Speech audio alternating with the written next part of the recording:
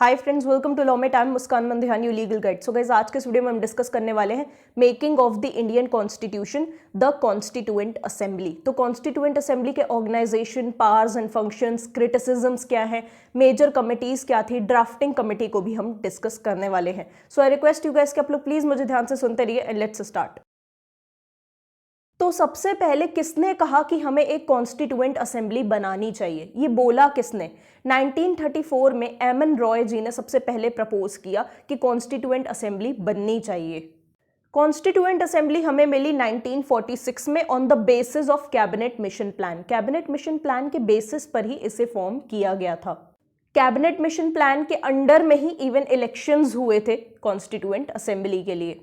Meaning क्या है constituent assembly का, वो समझना बहुत ज़्यादा ज़रूरी है, ताकि जब भी आप अपना आंसर स्टार्ट करें तो इसका मीनिंग आप ज़रूर दे सकें। राइट, ये बहुत अच्छा इंप्रेशन जाएगा। अब कॉन्स्टिट्यूएंट असेंबली जो है वो एक एडहॉक बॉडी रहती है। एडहॉक, AD बीच में हाइफन और HOC, राइट। एडहॉक, एडहॉक का मतलब होता है टेम्पररी। ठीक है, कोई ऐसा इंस्टीट्यूशन या कोई ऐसी कमिटी जो किसी पर्टिकुलर गोल को पूरा करने के लिए बनी है, और जैसे ही वो गोल पूरा हो जाएगा वो जो कमिटी थी वहीं पे खत्म हो जाएगी। तो कॉन्स्टिट्यूएंट असेंबली जो थी इंडिया का, उसका गोल क्या था? उसका गोल था कि इंडिया का कॉन्स्टिट्यूशन बनाना है। तो जैसे ही इंडिया का कॉन्स्टिट्यूशन बन गया, उसके बाद कॉन्स्टिट्यूएंट असेंबली खत्म हो गई। तो आज कहीं भी कॉन्स्टिट्यूएंट असेंबली एग्जिस्ट नहीं करती है। क्यों? क्योंकि वो टेम्पररी बॉडी थी, एक एडहॉक बॉडी थी। राइट। अब constituent assembly is a body of representatives. इसमें रिप्रेजेंटेटिव्स रहते हैं। किसके? जो हमें रिप्रेजेंट कर रहे हैं, जो पब्लिक को रिप्रेजेंट कर रहे हैं, जिन्हें हमने इलेक्ट किया है। क्यों इलेक्ट किया है? ताकि वो कॉन्स्टिट्यूशन क्रिएट कर सके या उसमें चेंज कर सके। ध्यान से सुनना, क्या वो कॉन्स्टिट्यूशन क्रिएट कर सके या उसमें चेंज कर सके। यानी कॉन्स्टिट्यूएंट असेंबली के पास दो पावर होती हैं, एक कॉन्स्टिट्यूशन बनाने की, दूसरा उसे अमेंड करने की, उसे चेंज करने की। राइट। तो ये दोनों ही चीजें आप उसके मीनिंग में इंक्लूड करेंगे। ऑर्गेनाइजेशन देखेंगे हम कॉन्स्टिट्यूएंट असेंबली का। ऑर्गेनाइजेशन को आप कॉम्पोजिशन भी कह सकते हैं। असेंबली में टोटल कितने मेंबर्स थे? 389। इनका ब्रेकडाउन क्या था वो समझते हैं। प्रोविंसेस से 292 मेंबर्स आ रहे थे, स्टेट से 93, चीफ कमिश्नर प्रोविंसेस से 3, एज वेल एज बलोचिस्तान से 1। 9 दिसंबर 1946 को ये पहली बार कन्वीन हुई। ठीक है, और इसके प्रोविजनल प्रेसिडेंट कौन थे? डॉक्टर सच्चिदानंद सिन्हा। नोट्स की चिंता करने की जरूरत नहीं है, टेलीग्राम चैनल का लिंक डिस्क्रिप्शन में दिया हुआ है, प्लीज उसे ज्वाइन कर लीजिए और शेयर ज्यादा करिए। हर वीडियो के नोट्स आपको वहीं पर मिल जाएंगे। काफी रेलेवेंट इंफॉर्मेशन भी मैं वहीं पर शेयर करती हूँ। सो असेंबली के प्रोविजनल प्रेसिडेंट कौन थे? डॉक्टर सच्चिदानंद सिन्हा। लेकिन 11 दिसंबर 1946 को परमानेंट प्रेसिडेंट कौन बने इस असेंबली के? डॉक्टर राजेंद्र प्रसाद। ये याद रखिएगा, ये काफी कंफ्यूजिंग होता है, आपको कंफ्यूज किया जाता है इसी वजह से कि डॉक्टर सच्चिदानंद कौन थे, ठीक है, और डॉक्टर राजेंद्र प्रसाद कौन बने। राइट, तो ये याद रखना। प्रोपोर्शनल रिप्रेजेंटेशन था असेंबली में। 3 सेक्शंस में यार असेंबली को डिवाइड किया गया था। पहला था Punjab and the north west, दूसरा बंगाल एंड आसाम, ठीक है, एंड पूरा रेस्ट ऑफ इंडिया, ये तीसरा सेक्शन था। मुस्लिम लीग यार इलेक्शंस इतने नहीं जीत पाई थी। ठीक है, उन्हें इतनी सीट्स नहीं मिली थी, सिर्फ 80 सीट्स मिली थी, और उन्हें 2 जो स्मॉल सेक्शंस थे उस पर उनका एक तरीके से डोमिनेशन देखने को मिल रहा था। बेसिकली मेजॉरिटी मुस्लिम लीग के हाथ से निकल चुकी थी। अब जब इंडिया और पाकिस्तान का पार्टीशन हुआ, ठीक है, जब इंडिया का पार्टीशन हुआ तब एक तरीके से बहुत मेजर चेंजेस देखने को मिले हमें इसके मेंबरशिप में, असेंबली के मेंबरशिप में। जो हर कम्युनिटी को रिप्रेजेंटेशन दे दिया गया था, तो ओवर रिप्रेजेंटेशन जो हो रहा था उसे हटा दिया गया, उसे स्क्रैप कर दिया गया। सिर्फ जनरल कैटेगरी मुस्लिम्स और सिख्स को ही रिप्रेजेंटेशन देखने को मिला। राइट। जो छोटी छोटी कम्युनिटीज को रिप्रेजेंटेशन मिला था उसको हटा दिया गया और इन 3 कैटेगरीज में बांट दिया गया, general category, Muslims and Sikhs. Right. अब जब इलेक्शंस हुए तो कॉन्स्टिट्यूएंट असेंबली इलेक्शंस जीत गई, बहुत अच्छी मेजॉरिटी से जीती, और जो मुस्लिम लीग थी वो हार गए। तो उन्होंने बॉयकॉट किया असेंबली को कि हम इसका पार्ट नहीं बनने वाले हैं, हम कॉन्स्टिट्यूशन से मिलकर नहीं बनाएंगे। पहली जो मीटिंग हुई थी वो 9 दिसंबर 1946 में हुई न्यू दिल्ली में। ठीक है, कॉन्स्टिट्यूएंट असेंबली की। डॉक्टर सच्चिदानंद सिन्हा इसके इंटरिम प्रेसिडेंट बने, प्रोविजनल प्रेसिडेंट जो मैंने कहा था, मतलब टेम्पररी प्रेसिडेंट। राइट। उसके बाद जो परमानेंट बने वो तो डॉक्टर राजेंद्र प्रसाद थे। HC मुखर्जी वाइस प्रेसिडेंट बने थे। Right. Powers and functions discuss करने वाले कॉन्स्टिट्यूएंट असेंबली के, लेकिन उसके पहले एक चीज बता देना चाहती हूँ काफ़ी लोग परेशान होते हैं कि इसके फंक्शंस इतने कम है तो हम एग्जाम में लिखेंगे क्या। सेम चीज़ के लिए मैं भी परेशान थी कि यार इसका तो पावर और फंक्शन कुछ है ही नहीं, एग्जाम में क्या लिख कर आएंगे। तो एग्जामिनर को भी कहीं ना कहीं पता होगा कि इतना मटेरियल नहीं है इस टॉपिक में, ठीक है। फिर भी हम एक मान लेते हैं कि एक सिनेरियो हो जाता है कि आपको लॉन्ग क्वेश्चन में दे दिया जाता है, तो यार इसको try to skip this question, ठीक है। कोई दूसरा पार्ट करने की कोशिश करो, इसको छोड़ो, राइट, क्योंकि इसमें मटेरियल है ही नहीं। नेट पे भी अगर उठा के देखा तो यही इतना ही मटेरियल था।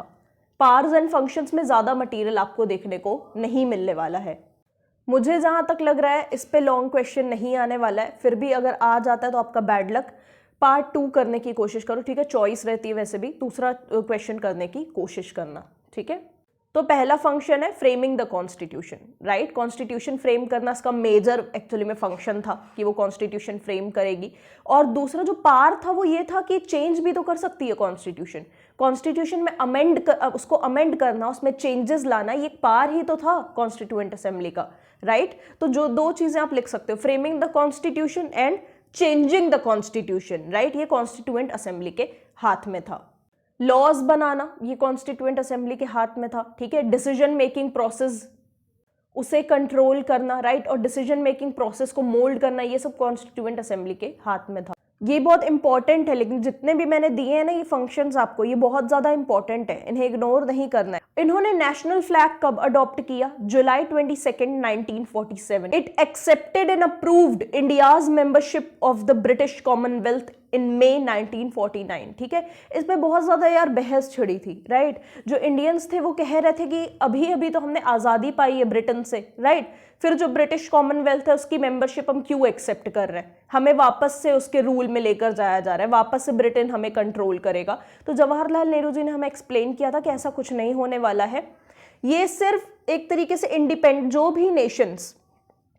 भी नेशंस ब्रिटिश कॉमनवेल्थ की मेंबर बनेंगी वो सॉवरेन ही रहेंगी, उन्हें उसके अधीन नहीं होना पड़ेगा। जो ब्रिटिश कॉमनवेल्थ है वो कंट्रोल नहीं करेगा किसी भी नेशन को, सारी नेशंस इंडिपेंडेंट रहेंगी, बट हम इसका हिस्सा बनने जा रहे हैं बस, ठीक है। हम इसके मेंबर रहेंगे, हम सॉवरेन रहेंगे, हम इंडिपेंडेंट रहेंगे, ब्रिटेन का कोई भी हक हम पे नहीं रहेगा, हम सिर्फ और सिर्फ इसका हिस्सा बनने जा रहे हैं, एक मेंबर बनने जा रहे हैं, राइट। तो हमने कब एक तरीके से एक्सेप्ट की ब्रिटिश कॉमनवेल्थ की मेंबरशिप? इन मई 1949। कॉमनवेल्थ गेम्स जो होते हैं ना वो किसके लिए होते हैं? जो भी कंट्रीज ब्रिटिश की कॉलोनीज थी, ब्रिटेन की कॉलोनीज थी, वो सारी कंट्रीज ही इसकी मेंबर है, वही आपस में गेम्स खेलती हैं, इसको कहते हैं ब्रिटिश कॉमनवेल्थ।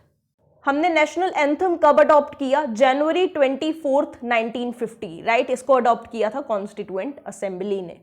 नेशनल सॉन्ग कब हमने अडॉप्ट किया? जनवरी 24, 1950। इनके पास पावर था कि ये इंडिया का प्रेसिडेंट इलेक्ट करें, जो कि इन्होंने किया डॉक्टर राजेंद्र प्रसाद को ऑन जनवरी 24, 1950। वीडियोस अच्छे लगते हैं तो प्लीज सब्सक्राइब जरूर करके जाइएगा, शेयर करिएगा, ऐसे बहुत सारे इंपॉर्टेंट टॉपिक्स पर वीडियोस अभी आगे आने वाले हैं। मेजर कमिटीज हम देखेंगे, सिर्फ नाम हमें देखने हैं, ठीक है। ज्यादा से ज्यादा उसका चेयरमैन कौन था, उसे हेड कौन कर रहा था, हम वो देखेंगे। इसके अंदर कुछ भी भरना नहीं है एक्स्ट्रा, ठीक है। सिर्फ हमें नाम मेजर कमिटीज के पता होने चाहिए और 2-3 माइनर कमिटीज के नाम पता होने चाहिए। तो पहला है यूनियन पावर कमिटी, जिसको जवाहरलाल नेहरू जी हेड कर रहे थे। Second, union constitution committee, right, headed by Jawaharlal Nehru. Drafting committee, इसको हम डिटेल में डिस्कस करने वाले हैं, थोड़ा सा डिटेल में डिस्कस करने वाला है। इसके हेड थे doctor B R Ambedkar, as we all know. बाकी आप रीड कर सकते हो, स्लाइड्स आपको टेलीग्राम पर मिल जाएंगी, आप इजीली इन्हें सिर्फ नाम रीड करके याद करने वाली चीजें हैं, right. Coming to drafting committee, ये हमारे लिए बहुत इंपॉर्टेंट है। कमिटीज के अगर आप नाम लिखने ही हैं आपको तो ये प्लीज थोड़ा एक्सप्लेन जरूर करिएगा, राइट। ड्राफ्टिंग कमेटी को किसने एस्टैब्लिश किया था? कॉन्स्टिट्यूशनल काउंसिल ने एस्टैब्लिश किया था। कब किया था? अगस्त 29, 1947। इसके चेयरपर्सन कौन थे? Doctor B R Ambedkar.